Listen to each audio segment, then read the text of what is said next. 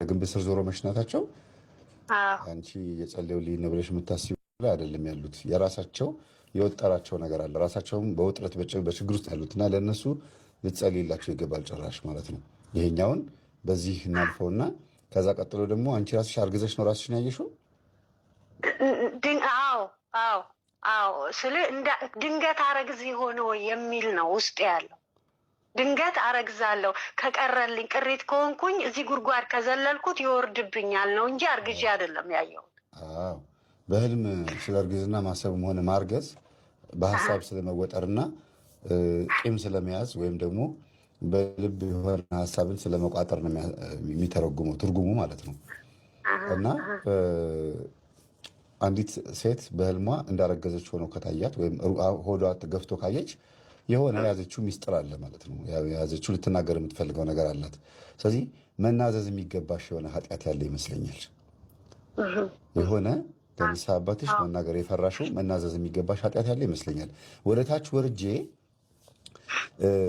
ወርጄ እንደገና በወጣ ይሻለኛል፣ ስዘል ድንገት ሊያመልጠኝ ይችላል ያልሽው ትክክል ነው።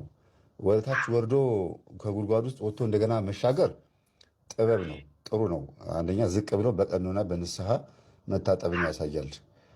መዝለል ግን ከኃጢአቶችሽ መካከል አንዱን ኃጢአት መዝለል ነው፣ መፍራት። ንስሐ አባትሽን ፈርተሽ ወይም ደግሞ ይሄን ነገር ልናገር አልናገርብሽ የዘለልሽው ኃጢአት አለ እና ያንን ኃጢአት መናገርም መዝለልም ፈርተሻል። የሆነ የሚያስጨንቅሽ ነገር እንዳለ ያሳያል።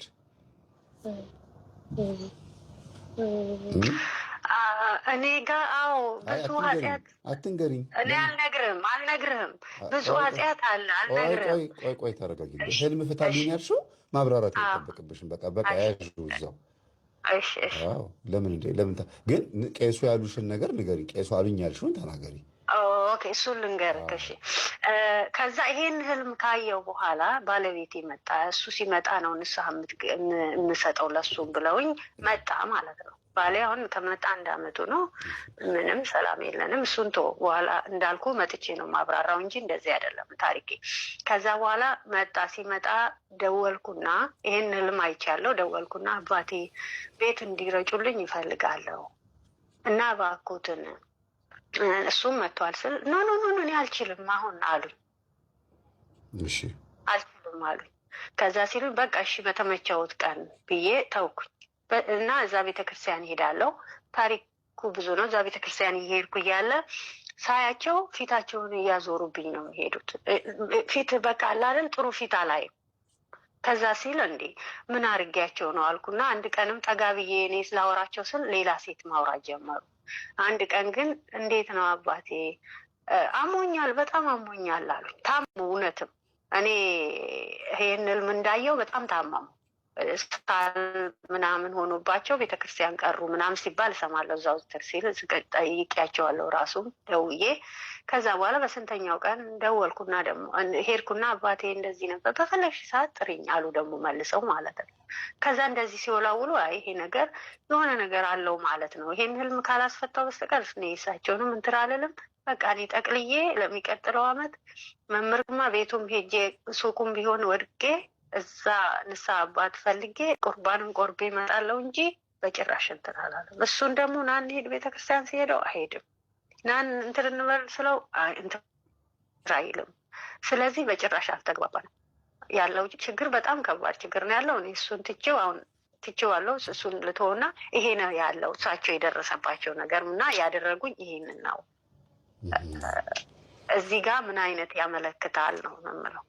ይሄ ነው አይደለም። በቃ ይሄ የግልሽ ብቻ ነው የምነግርሽ። እዚህ ፊት ለፊት የሚነገር ሄዶ እሸት መብላት በጣም ትልቅ ጥቅም አለው።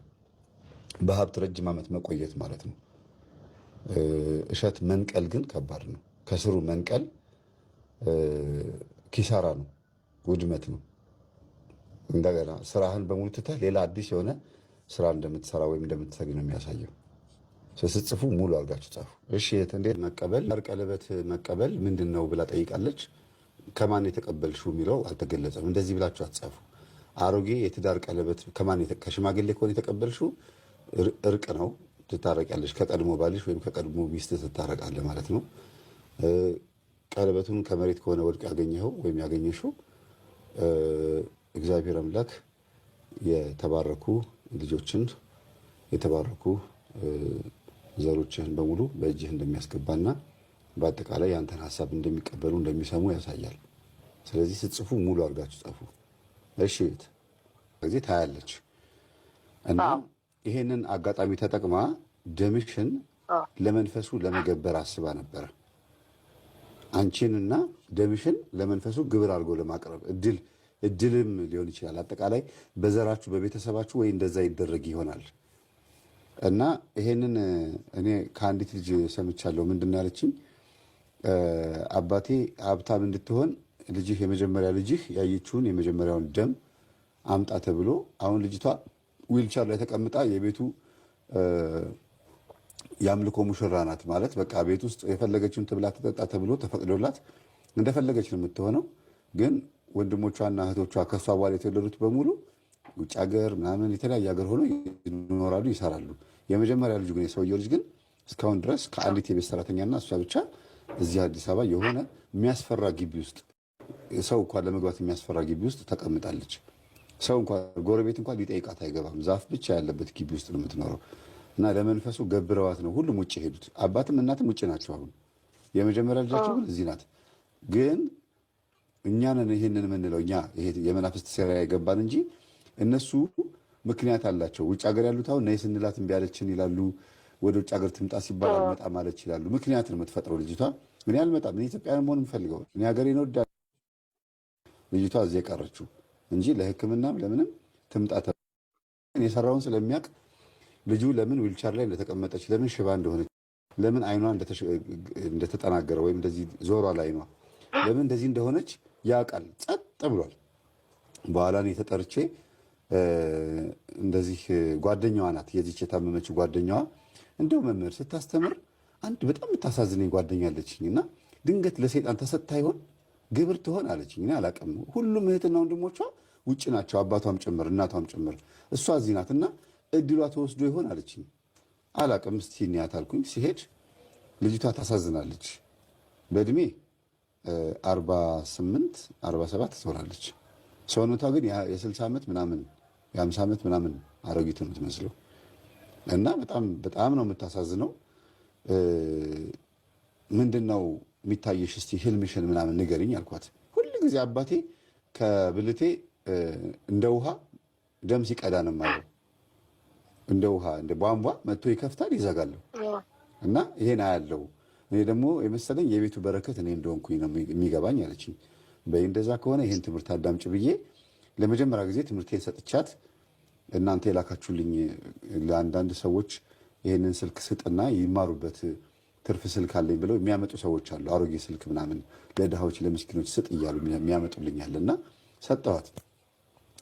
ከዛ ማዳመጥ በጀመረች በሁለተኛ ሳምንት ደውላ ሙልጭ አጋ ሰደበችኝ። ማለት እሷ ሳትሆን መንፈሱ ማለት ነው። እሷ ላይ ሴት መንፈስ ናት የምትሳደበው፣ ሴት ዛር ናት። ሴት ላይ ያለች ሴት ዛር ናት። ልጅቷ ላይ ያለችው ራሱ ሴት ዛር ናት። ብዙ ጊዜ እንደዚያ አያጋጥምም። እና የሚመስለኝ አባትየው የሄደባት ጠንቋይ ናት። ደም አምጣ ብላ ያለችው ጠንቋይዋ ሴት ስለሆነች የሴት ልጅህን የወር አበባ የመጀመሪያ ጊዜ ያየችን የወር አበባ ደም አምጣ ብላ ያዘችውም ራሷ ለዚህ ነው። እና ከዛ ሰደበችኝ፣ ሞለጨችኝ። ማን እንደሆነች እኔ ማቀው ልጅቷን ነው። እቺ የሄድኩባትን ልጅ ነው ማቀው። በህልሜ ግን ራሱ ስድቡ ተደገመ በስልክ።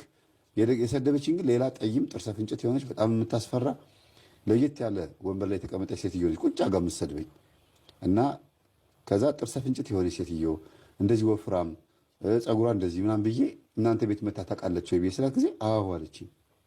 የሚገርማችሁ አዎ እኛ ቤት ትመጣ ነበረ። ቡና ይፈላላታል፣ ትካድማለች፣ ታጓራለች። አባቴ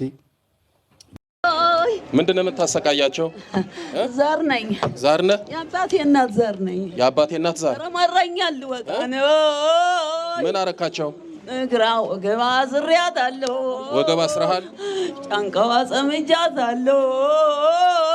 እሺ፣ ሌላስ ምናቸውን ያሰርከው? ወገቢያና እግራ። እሺ፣ አታንቀሳቀስም? አታስኬድም? አላስኬድም። ስንት ዓመት ነው ካሰርካቸው? ስንት ዓመት? 8 ወራ። 8 ወር ካሰርክ? እሺ፣ ዛሬ ትፈታለህ፣ ትለቃለህ። የቤተሰብ ዛር ሌላ ማን ያለው? አንተ አይልማ። እሺ፣ ይሄ እንግዲህ የቤተሰብ ዛር ነው።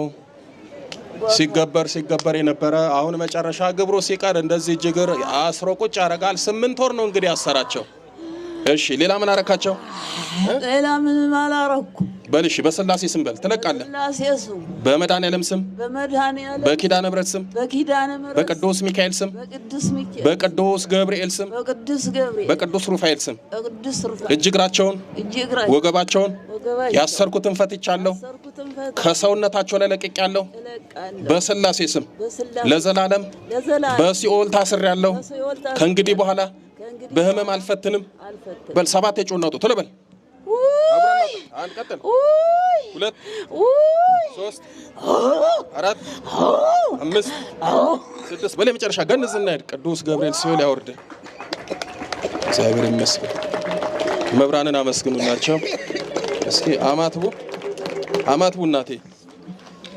ጀዛውረኛል እስኪኑ ያዙኝ ብድግ በሉ አይዞት ብድግ በስላሴ ስም በኪዳነ ምሕረት ማንንም ማያዙ ብድግ አሃ በሉ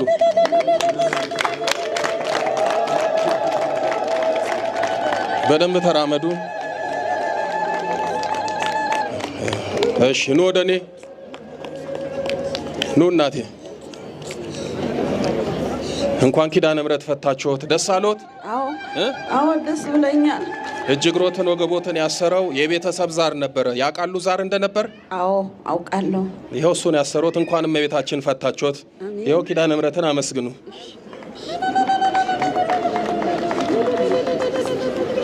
እግዚአብሔር ይመስገን ኪዳነ ምሕረት ምስጋና ይድረሳት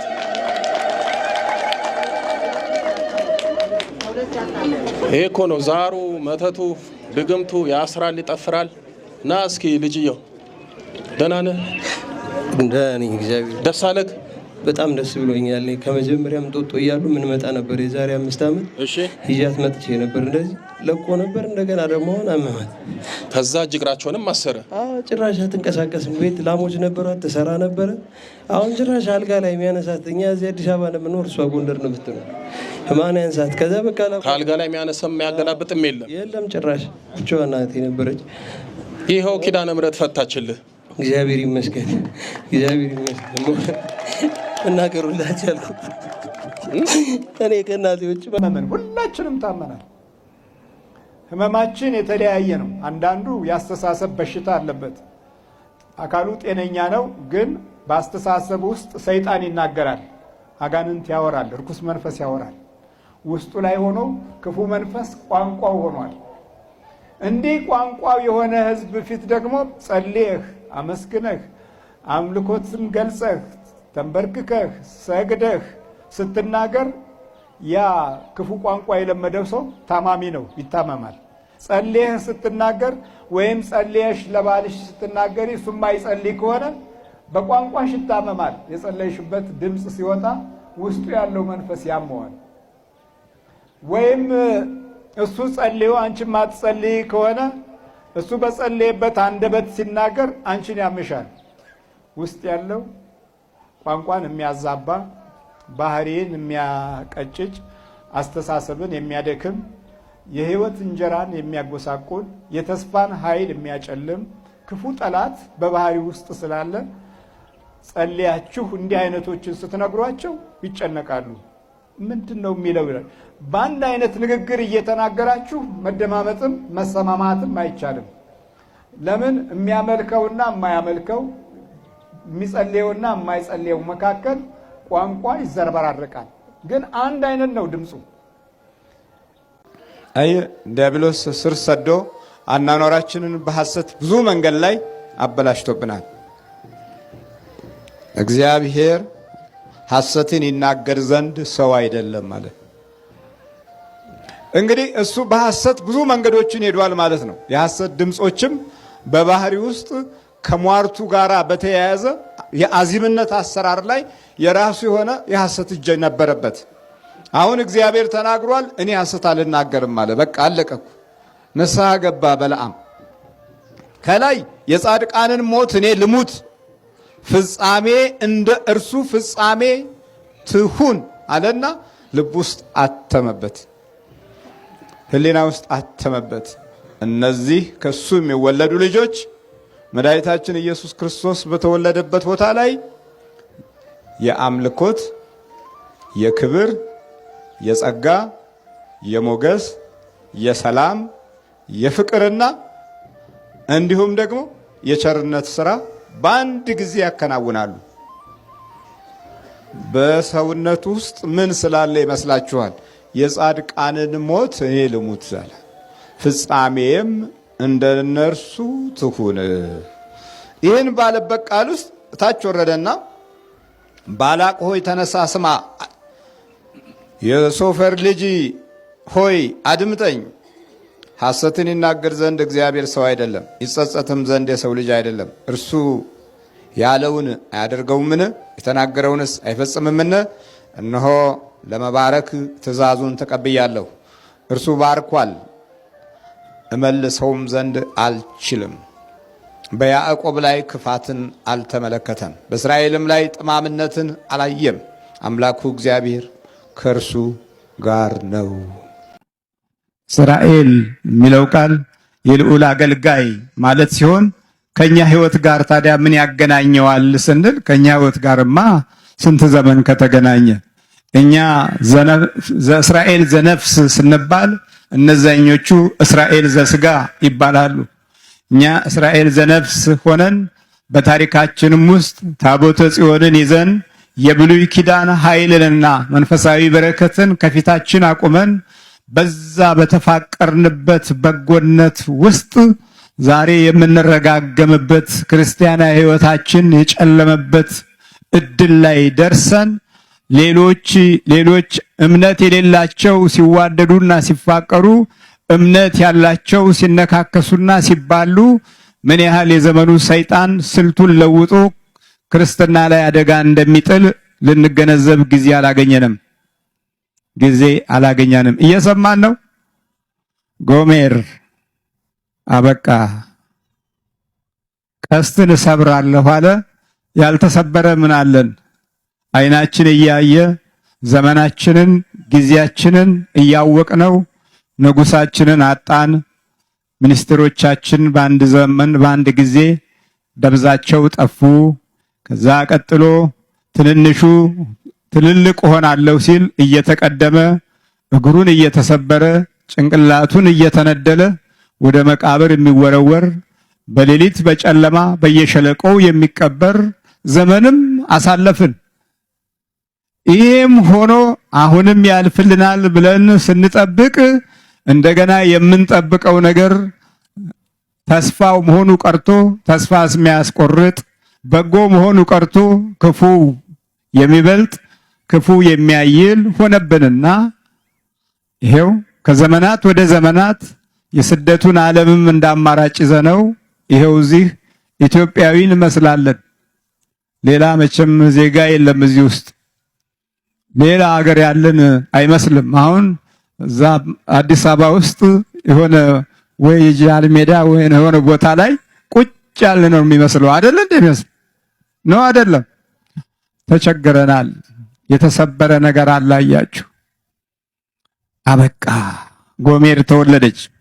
በስመ አብ የምንልበትን የአብን የወልድን የመንፈስ ቅዱስን ክብርና ሞገስ የምንገልጽበትን የቡራኬ ቃልም ከቤታችንም ከኑሯችንም ከልባችንም ነቅለን ጣልን። በስመ አብ የሚል የለም። ቡራኬም ጠፋን። አባታችን ሆይ የምንለውንም ቋንቋ ረሳነው አይሉ